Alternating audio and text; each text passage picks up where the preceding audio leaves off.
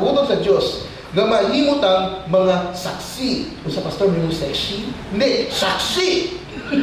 Klaro na ito na.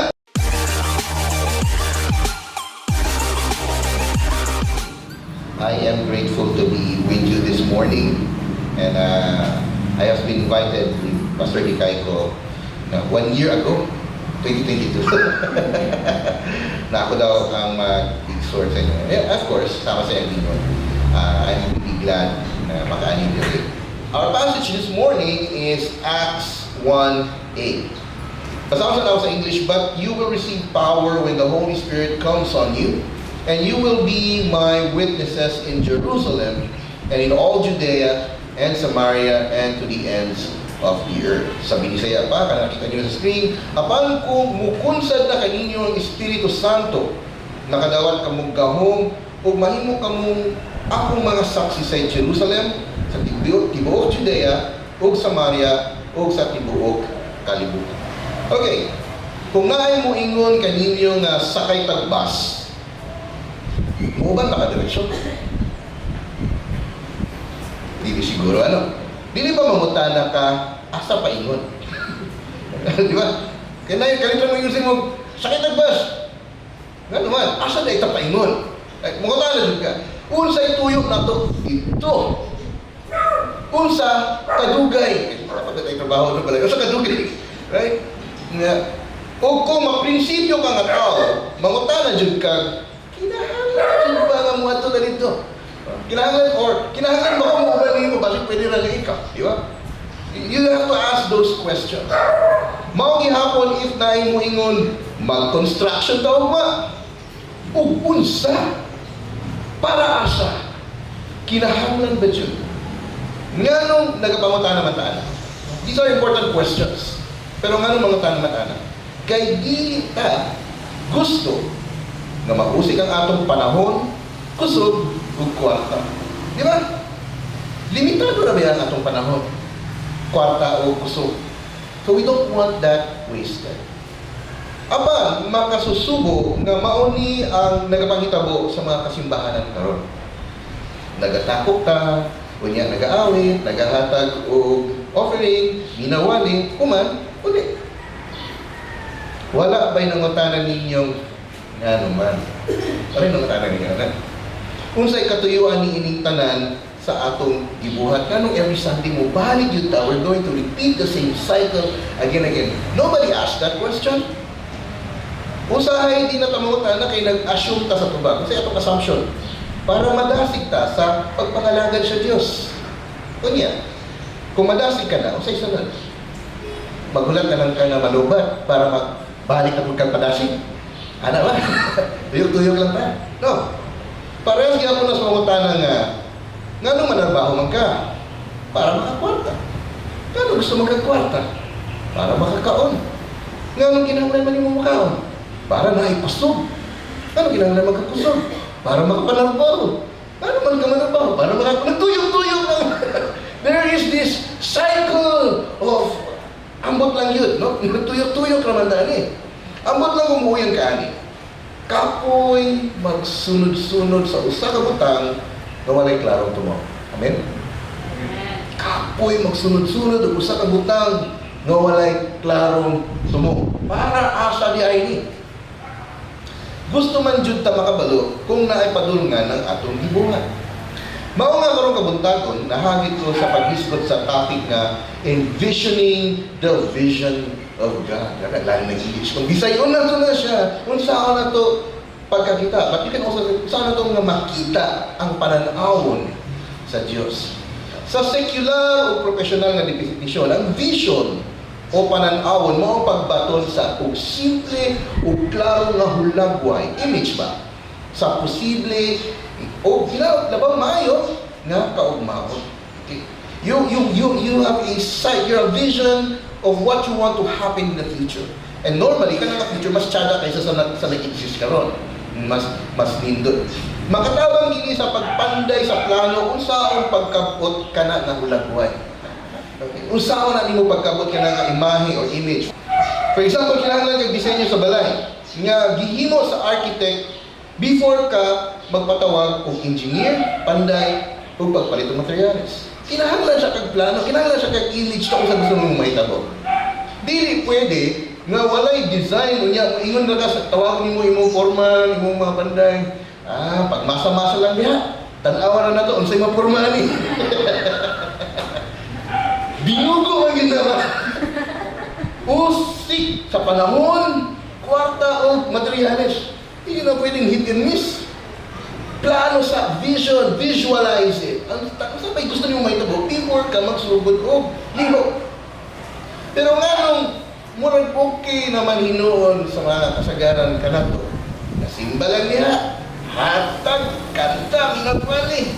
Tag-awa na no, asa ni panalong. Pero murag okay na lang isa to na. My friends, kinahanglan nato ni susiyon bagay. Sama sa disenyo nga importante sa pag-construct og balay. Importante ang vision o panan-awon sa pagkinabuhing Kristohanon. Pagkada kung sayang kung pasagdan nato kini. Kay ingon pampulong sa Dios sa Proverbs 29:18, where there is no vision, the people perish. Pero mas ganahan ko sa Common English Bible yung diha, when there's no vision, the people get out of control. Kung walay panan-awon ang tao, masalaan o maghugot. So kung saan nato pagbaton sa maong panan-awon, vision. Well, base sa prinsipyo na makuha nato sa Acts chapter 1 verse 8, kinahanglan nimo ma-realize kining duha kabutan. Una, the right vision is received from God. The right vision is received from God. Ang insaktong panan-awon madawatan ra nato gikan sa Dios. Ang kalainan sa kalibutan ng vision, kasi murag ang vision di ba na exclusive sa Christian? Madunggan ba natin mo sa mga corporate world, mga opisina, sa mga kuwan, vision and mission. Ang kalainan sa kalibutan ng panan-awon versus sa biblical na panan-awon, kay madawatan nimong last part kining biblical vision sa gikan sa Ginoo, obviously, kay gikan ni sa Dios. Sa kasagaran ng mga transaksyon, proyekto, panginabuhi, ikaw mismo ang mo-formulate o muhimo sa imong vision. Ano gusto nyo mahitabo? Pero ang insaktong vision alang sa personal o sa Kristohanong pagkinabuhi, gikan jud sa Dios o wala giimbento sa tao. Dili nilutbot. Gikan na God already visualized or has a vision for what He would want para sa mga iyang katawan. Sa wala pa ni kayang si Jesus sa langit, diklaro niya sa iyang mga tinunan kung saan hulagway sa tanan nga mosunod kaniya. Sabi niya, you will be my witnesses. Okay, yun yung vision. You will be, mahimo ka mo, kita nga mga saksi sa mga katawhan, sulod sa imong duol nga o pamilyar nga komunidad sa Jerusalem and Judea, o bisan pa sa mga katawhan beyond or sa unahan pa, to the ends of the earth. Balay mo, mag-abroad ka, hindi mo alam. Or maybe you have some contact through online na tagalahin nasa. You'll never know. But the mission is there. Wala ingon si Jesus nga, laro-laro yan diha. Buha sa imong gusto, tanaw na to, asa ka padulong. Hangtod sa akong pagbalik, wala ingon si Jesus na. He visualized what He expects from us. Okay? No, giklaro niya that He sees every believer nga mahimong saksi o tigpamalita sa Ebanghelyo sa tanang katawhan. Kung tungod kay kinigikan sa Diyos, dili nato ang pwede usbon o magbutbot. Kailangan mo ingon, actually, ang vision ako sa akong kinabuhi, mao ang magpuyo, malinawon. Busa, di lang ko mag-share, mahitungin kang Jesus, kay masamok man na sa uban, magigugma na nagudda. Sorry, no. Dili mo siya pwede mausap. Walay bisag usa ka nato, adunay katungod nga motipas sa vision sa Dios alang sa iyang katawhan. Di ko na excuse kung dili ka anak sa Diyos, wala nimo gidawat ni Jesus. Pero kung gidawat ka, di mo tinudan ni Jesus, this is the image or the vision He has for each and every one of us. Amay lang ta nga mutuman ni anak. Sure ka nga mo ginong vision sa Ginoo? Ginoo sa pud nato pag sure na mo ginong vision sa Ginoo para nato. Well, klaro man po niya gitudlo, di ba? Giklaro man siya gitudlo sa pulong sa Diyos. Ang Biblia jud ang patukuranan sa tanang aspeto sa atong pagtuo o pagpangalagan. Busa essential jud ang imong pagtuon sa iyang pulong aron makailagayod kaniya o makakat-on sa iyang kabubuton. Ug tungod sa iyang pulong, naklaro nato na ang kabubuton niya, ang kabubuton sa Dios, nga mahimutang mga saksi. Kung sa pastor, may sexy? Hindi, saksi! Klaro na ko na. Mahimutang tigpamatuod ba? Okay. But pa masagot, magsaksi na lang pa, di na malarbaho, dili po. Okay? Kaya dito man po sa Biblia maning kamot na o mahimutang panalangin sa ato pamilya, mahimutang responsable, buhi sa ato ang mga mahal sa kinabuhi. Apan, samtang ginabuhat nato kana incorporated ba daily, appeal yun na siya, matag adlaw sa imong kinabuhi nga nagapadayag ka nga naa jud kay Kristo sa imong kinabuhi. Kaya walay tao nga nay Kristo sa kinabuhi nga walang kwenta sa buhay. Nakuha niyo ko? Because when Christ enters a life, mahimo siyang purposeful at dunay pulos kinang iyang kinabuhi. O kung ablihan man gani sa Dios ang oportunidad. When you live your life, sa diyang kinabuhi mong kinabuhi Kristohanon, makabantay ang uban. Unya, mahimo pa siyang opportunity na makashare ka verbally sa ila. Aron maklaro nila kung sila sa matuo mo dawat kang Jesus. Tinuod kini sa mga individual o bisan pa kining ingon usa ka iglesia o community sa pagtuo. Pahinumdum lang kita ang church. Dili kining building, kita ang mga katawan sa Dios. Mao kita ang church na ginamin sa Bible. Where the church is, where the people of God is, there the church is. Dili ang building.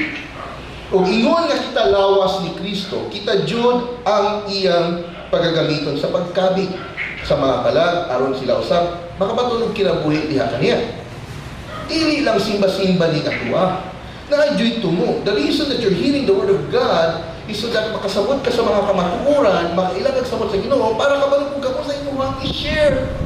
The people will get to know Jesus through us. Pinaagi ka na to. So dili lang may simba-simba, na-enjoy to mo mintanan atong ginabuhat.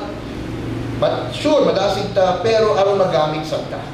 Magamit sa ta. And of course, second and last is the right vision is empowered by the Spirit of God. Ang insatong pananawon gigamhan sa Espiritu sa Diyos. Mausap niya ang crucial na kamatuoran kung mag-isgot kag vision nga gikan sa Diyos. Kung ikaw na nagbuot-buot sa imong vision, ikaw ra sa bang maningkamot ana. Ug tungod kay tao raman ta, eventually mahago ka ug mawalan ka gana. Pero kung ang pananawon gikan sa Diyos, ang Diyos sabang muhatag og gahom aron masustain o matuman ka na. Yun ang kanindot sa atong Diyos ba? Trabaho na niya. Dili. God will be with us. Ano yung sabi ni Jesus sa Matthew 28? And surely I will be with you. Hindi niya sinabi, go and make disciples lang. Kamu ng bala niya. Kaway-kaway ako. No, I will be with you. Yun ang kanindot sa atong Ginoo. He will be with us through the presence of the Holy Spirit. Base sa atong passage, giingnan sa atong Ginoong Hesus ang mga disciples nga ang moabot ang balang espiritu kanila ug makabaton sila bahandi sa kalibutan para ipasikarbo. Dili. Kadungganan para dagay followers sa social media. Dili gihapon. Makabaton sila. Gahom. Asa ni nga gahom? Super Saiyan? Darna? Asa sa superpowers? Asa ni nga klase nga gahom? Alright? Para masabtan nato kung saan nga gahom, sabtan nato ang konteksto niini. By the way, standard yun sa pagtuon sa pulong sa Diyos, nga basahon nimo ang tibuok nga konteksto, dili lang ang usa ka verse. Kinaya kung gigamit ko sa raman ka verse, pero masabtan na nimo siya kung basahon nimo ang tibuok nga passage, tibuok nga mga paragraph, tibuok ka chapter, o kung mahimo ang tibuok nga libro kung asa nimo ang gikuha. Importante ang konteksto para masabtan nimo unsa gibut pasabot nga bersikulo. Kasagaran mangguhinungdan nga ng dagay na kulto, dagay sayop na pagtulunan, kaya dili nila basahon ang nagpalibot nga mga bersikulo. Or para, dito na dyan sila sa bersikulo. Mao nga, sipyat kaayo ang ilang pagsabot. So, for example, just to help you realize what a context here, konteksto. Halimbawa na mo ingon sa imo, sister, igsoon, nakabungog na ba ko si pastor ni imo giwa? Ikaw na po niya, diretso ko galaminaw, bad, numali ka sa pastor.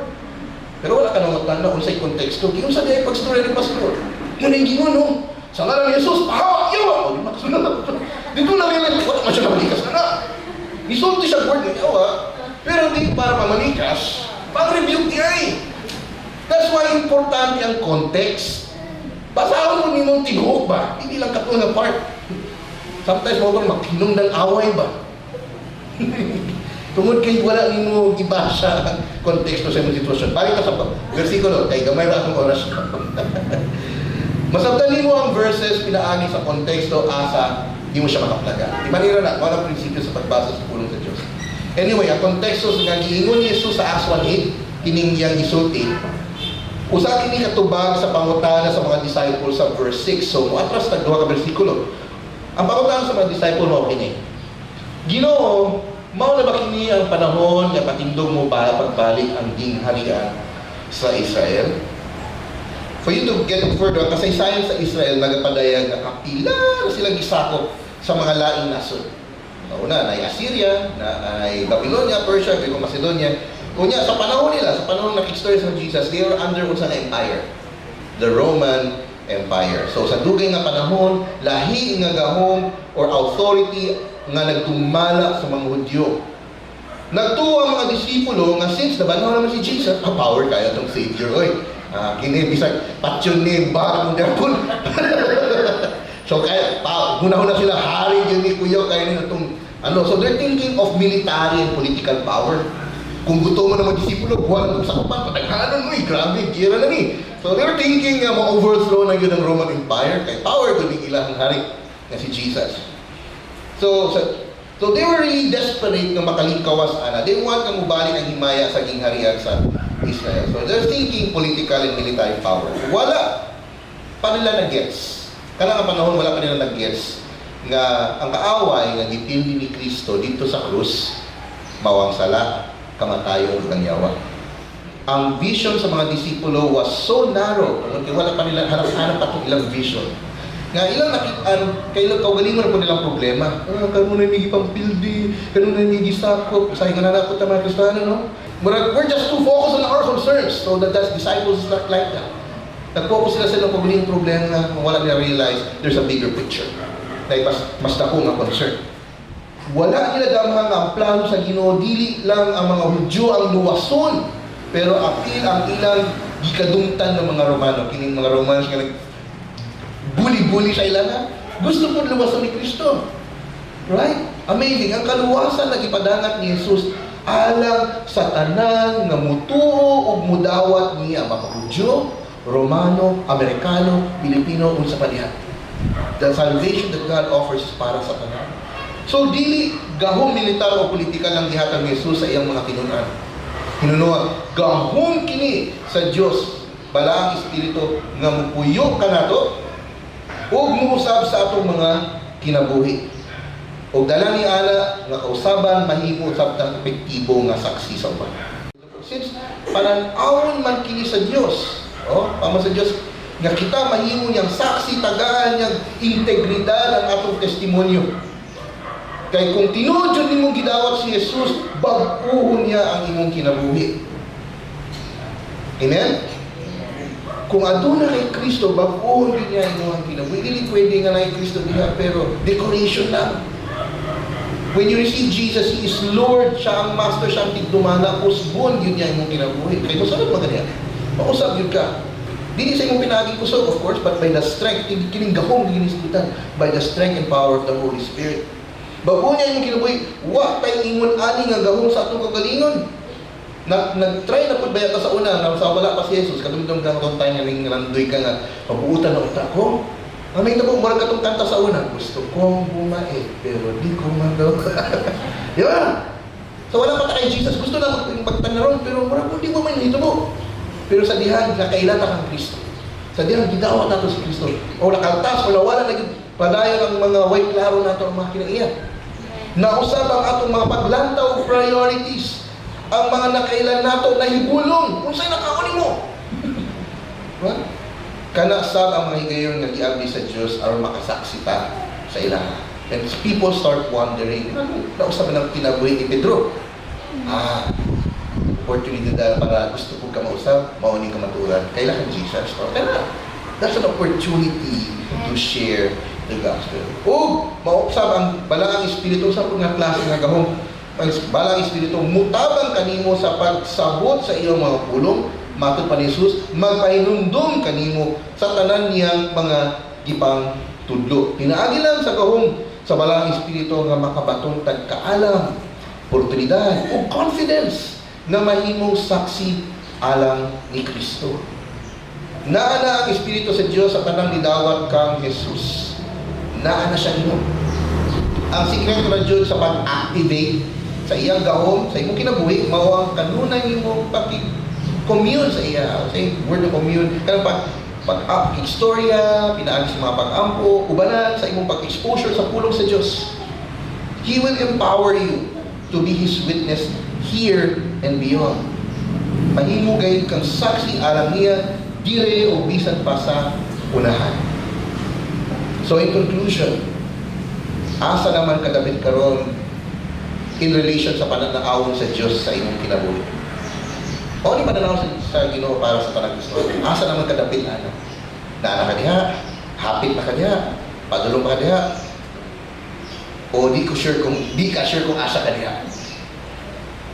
Ang imo bang mga choices o bulahaton haom aron matuman ka na nga hulagway? O nagapabilin bagyapon ka nagatuyok-tuyok aning imong kinabuhi kung dili gyapon ka sure asa ka padulong sa imong pagpangalaga? If mao ka na, balik, ilahi balik si Kristo. Ilahi jud siya kung kinsa gid siya sa imong kinabuhi. O kung mabuhat na nimo, maklaro sa nimo ang katuyuan sa Dios alang kanimo. Kung sa palagay mo murag hindi mo na feel ang iyang presensya o feeling mo wala ka na panalanginan, maybe all it takes just to get to know Him ba. Kaysa diha kailan nimo si Jesus, masinan, uy, di panalanginan bang yun ko. Maablihan mo ang mata, nga dugay na ka, di panalanginan, dugay na ka, ikamhan, o ma-enjoy na dun mo iyang presensya. O mahimo kang effective, yun ang kanino doon, mahimo kang effective nga saksi, tigpamatuod sa gahom, o gugman niya nga nagapanglihok diha sa imong kinabuhi. Hallelujah.